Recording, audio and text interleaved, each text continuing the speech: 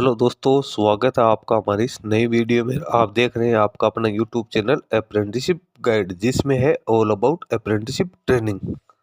इस वीडियो में अपन बात करेंगे इंडिया पोस्ट की ओर से निकाली गई बम्पर रिक्रूटमेंट के बारे में। जी हाँ दोस्तों, इंडिया पोस्ट जो कि government of India ministry of communications के अंडर में आता है, इसके द्वारा ग्रामीण डाक सेवक के लिए यहाँ पे रिक्रूटमेंट का नोटिफिकेशन जारी किया गया है, जिसका जनवरी 2025 से यहाँ पे रिक्रूटमेंट है वो निकाला गया है। इसमें जो पोजीशंस निकाली गई है वो कैंडिडेट्स के लिए यहाँ पे ग्रामीण डाक सेवक के साथ साथ branch post master, assistant branch post master के वेरियस पदों के लिए निकाली गई। वैकेंसीज भी यहाँ पे बड़ी संख्या में निकाली गई। तो जो भी कैंडिडेट, जिन कैंडिडेट के पास में रिलेवेंट एजुकेशन क्वालिफिकेशन है, वो कैंडिडेट इस वैकेंसी में अपना एप्लीकेशन फॉर्म सबमिट कर सकते हैं। दोस्तों, अपन आगे इंडिया पोस्ट gdsonline.gov.in की ऑफिशियल वेबसाइट पे यहाँ पे अपन आते हैं। तो यहाँ पे आपको कैंडिडेट्स कॉर्नर में सबसे पहले तो आपको इसका नोटिफिकेशन देखने को मिल जाएगा। नोटिफिकेशन में डिस्क्रिप्टिव नोटिफिकेशन है, सर्किल वाइज कितनी पोस्ट है वो दे रखी है, इंस्ट्रक्शंस आपको दे रखी है, रजिस्ट्रेशन किस प्रकार से करना है, एप्लीकेशन किस प्रकार से सबमिट करनी है, फी का पेमेंट किस प्रकार से करना, सारे एनेक्सर्स, कैंडिडेट की ग्रीवेंस, सारा आप लोगों को यहाँ पे जानकारी है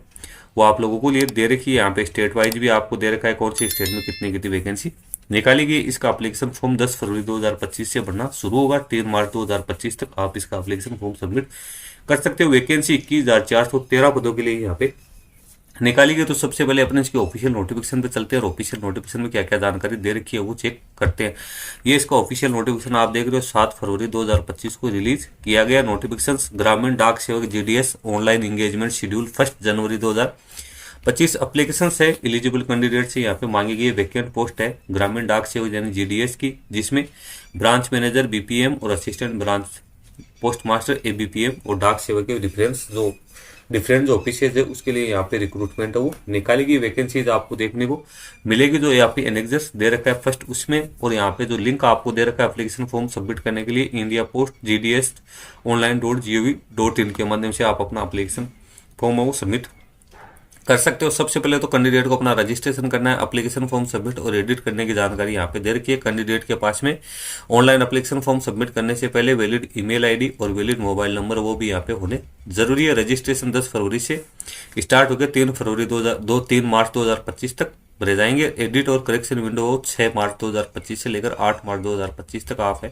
वो फिलअप कर सकते हो। अब यहाँ पे जॉब प्रोफाइल दे रखी है कि ब्रांच पोस्ट मास्टर बीपीएम को क्या क्या काम करने हैं उसकी जानकारी आपको यहाँ पे दे रखी है। असिस्टेंट ब्रांच जो पोस्ट मास्टर एबीपीएम है उसको क्या क्या काम करने हैं, डाक सेवक के क्या काम है उसकी यहाँ पे सारी डिटेल्स है आपको दे रखी है। अब एम्प्लॉयमेंट की अपनी यहाँ पे बात करते हैं। तो जो ब्रांच पोस्ट मास्टर के लिए जो एप्लीकेशन फॉर्म सबमिट करेंगे उनको 12,000 से लेकर 29,380 की जो स्केल है उसमें अपॉइंट किया जाएगा। एबीपीएम एंड डाक सेवक को 10,000 से लेकर 24,470 की जो स्केल है वो इसमें अपॉइंट किया जाएगा। इसके साथ ही कैंडिडेट को जो 3% जो एनुअल इंक्रीमेंट है वो यहाँ पे कैंडिडेट को पेड किए जाएंगे। अदर जो अलाउंसेज है वो भी यहाँ पे कैंडिडेट उसको पेड किए जाएंगे।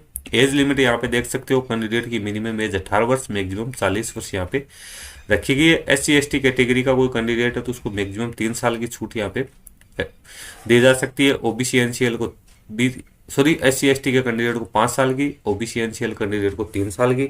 इकोनॉमिकली वीकर सेक्शन के लिए कोई छूट नहीं है। फिजिकल डिसेबल पर्सन के लिए 10 से 15 साल की छूट है वो यहाँ पे कैटेगरी वाइज है रखी गई। एजुकेशन क्वालिफिकेशन है वो आप यहाँ पे देख सकते हो। कैंडिडेट है वो जीडीएस के लिए यदि एप्लीकेशन फॉर्म सबमिट कर रहा है तो कैंडिडेट के पास secondary school examination pass out होना जरूरी है। कैंडिडेट 10th स्टैंडर्ड है, मिनिमम पास आउट होना जरूरी है। इसके साथ ही कैंडिडेट के पास मैथमेटिक्स और जो इंग्लिश है वो इस लैंग्वेज में भी कैंडिडेट है उसके सब्जेक्ट होना जरूरी। इसके साथ ही जो एप्लीकेंट कैंडिडेट एप्लीकेशन फॉर्म करेगा उसको जिस स्टेट से कैंडिडेट एप्लीकेशन फॉर्म सबमिट करेगा उसमें लोकल लैंग्वेज का नॉलेज होना जरूरी है। नहीं, कैंडिडेट के 10th स्टैंडर्ड तक वो भाषा एक सब्जेक्ट के रूप में रही हुई होनी जरूरी है। तो ये चीज़ आप थोड़ा सा ध्यान रख लें कि यदि आप किसी भी स्टेट से एप्लीकेशन फॉर्म सबमिट करें तो उसकी जो लोकल लैंग्वेज है उसका नॉलेज आपको होना जरूरी है।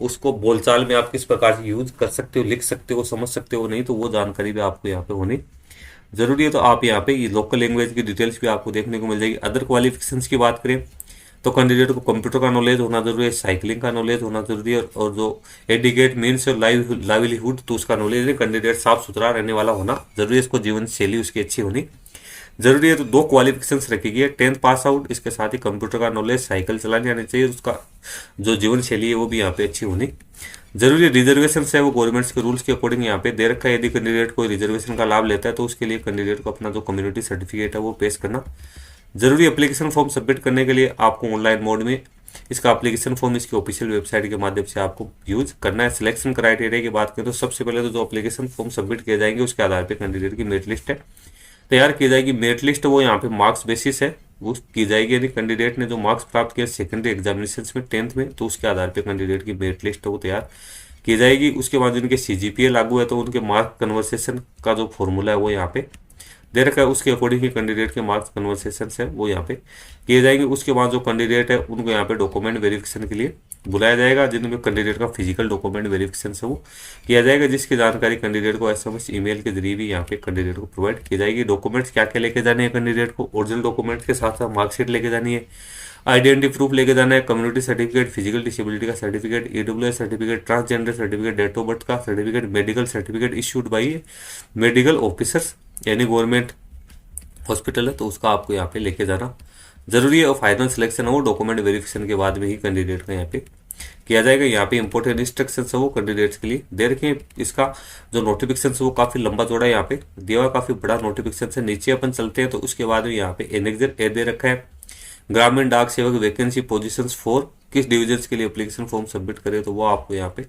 दे रखा है। उसके बाद रिजर्वेशन से कितना कितना दिया हुआ तो उसकी डिटेल्स आपको यहाँ पे दे रखी है। यहाँ पे इंस्ट्रक्शंस दे रखे हैं एप्लीकेंट्स के लिए कि रजिस्ट्रेशन किस प्रकार से कैंडिडेट को अपना करना है, एप्लीकेशन फॉर्म किस प्रकार से फिलअप करनी है, किस प्रकार से कैंडिडेट को डॉक्यूमेंट्स स्कैन करनी है। एप्लीकेशन फी यहाँ पे 100 रुपये रखी गई है। SC ST और फिजिकल डिसेबल पर्सन के लिए यहाँ पे कोई एप्लीकेशन फी है वो नहीं रखी गई है। सिलेक्शन ऑफ डिविजन्स और एक्सरसाइज को आप प्रेफरेंस यहाँ पे दे सकते हो कि इसमें आप कौन सी डिवीजन है 1 नंबर पे सिलेक्ट कर रहे हो। तो डॉक्यूमेंट्स किस प्रकार से अपलोड करने हैं तो उसकी यहाँ पे फोटोग्राफ, सिग्नेचर की साइज और उसकी फॉर्मेट है वो क्या दे रखा है। उसके बाद यदि आपसे कोई एप्लीकेशन फॉर्म सबमिट करने के बाद में यदि कोई आपसे गलती रह गई है तो आप उसको एडिट कैसे कर सकते हो एप्लीकेशन फॉर्म को, उसकी डिटेल्स आपको यहाँ पे डिटेल्स में दे रखी है। उसके बाद लोकल लैंग्वेज आप यहाँ पे देख सकते हो कौन सी स्टेट में कौन कौन सी लैंग्वेज चलती है तो वो आप यहाँ पे देख लो। ये सबसे इंपॉर्टेंट है। आंध्र प्रदेश में तेलुगु है, आसाम में आसामी बंगाली बोडो है, बिहार में हिंदी है, छत्तीसगढ़ में हिंदी है, दिल्ली में हिंदी है, गुजरात में गुजराती, हरियाणा में हिंदी, हिमाचल प्रदेश में हिंदी, जम्मू कश्मीर में उर्दू एंड हिंदी, झारखंड में हिंदी, कर्नाटका में कन्नड़ा, केरला में मलयालम, मध्य प्रदेश में हिंदी, महाराष्ट्र में हिंदी, नॉर्थ ईस्ट में आप देख सकते हो अरुणाचल प्रदेश, मणिपुर, मेघालय, इनकी अलग अलग भाषाएं यहाँ पे काफ़ी भाषाएं हैं जो पहाड़ी भाषाएं हैं वो दे रखी है। मिजोरम में मिजो, नागालैंड में हिंदी एंड इंग्लिश, त्रिपुरा में बंगाली और काकबरा, उड़ीसा में उड़िया, पंजाब में पंजाबी और हिंदी एंड इंग्लिश, राजस्थान में हिंदी। उसके बाद तमिलनाडु में तमिल आपको नॉलेज होना जरूरी है।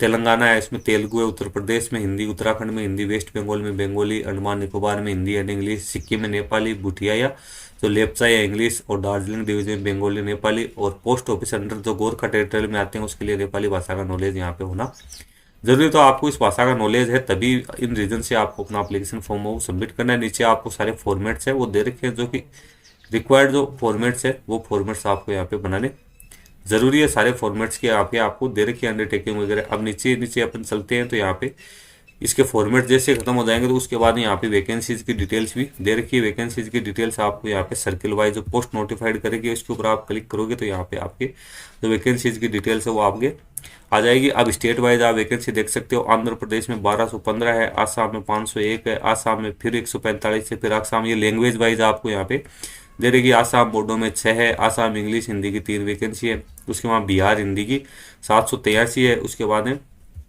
बात करते हैं अपन तो यहाँ पे छत्तीसगढ़ की 638 है, दिल्ली में 30 है, गुजरात में 1203 है, हरियाणा में अपनी वैकेंसी देखते हैं तो 82 वैकेंसी, हिमाचल में 331 है, जम्मू कश्मीर में जो वैकेंसीज की डिटेल दे रही है 255 है, झारखंड में 822 है। उसके बाद कर्नाटका में 1135 वैकेंसी है, केरला में 1385 वैकेंसी है, मध्य प्रदेश में 1314 है, महाराष्ट्र में अलग अलग वैकेंसीज भाषा वाइज आपको यहाँ पे दे रखी है। आप यहाँ से चेक कर सकते हो कौन सी भाषा में आपका नॉलेज है। टोटल यहाँ पे जो वैकेंसी दे रखी है 21,413 पदों के लिए वैकेंसीज है वो आप लोगों को देखने को मिल जाएगी। वैकेंसीज यहाँ पे काफी बड़ी संख्या में। अनरिजर्व की 9,735 वैकेंसी है, ओबीसी की 4,164 है, SC की 2,867 है, EWS की 1952 है, फिजिकल डिसेबल पर्सन ए के लिए 178 है, फिजिकल डिसेबल पर्सन बी के लिए 195, फिजिकल डिसेबल पर्सन सी के लिए 191, फिजिकल डिसेबल पर्सन डी के लिए 45 वैकेंसीज है वो यहाँ पे वैकेंसीज है वो निकाली गई। तो दोस्तों ये सारी जानकारी मैंने दे दी है, वैकेंसीज वाई डिटेल भी आपको बता दी है।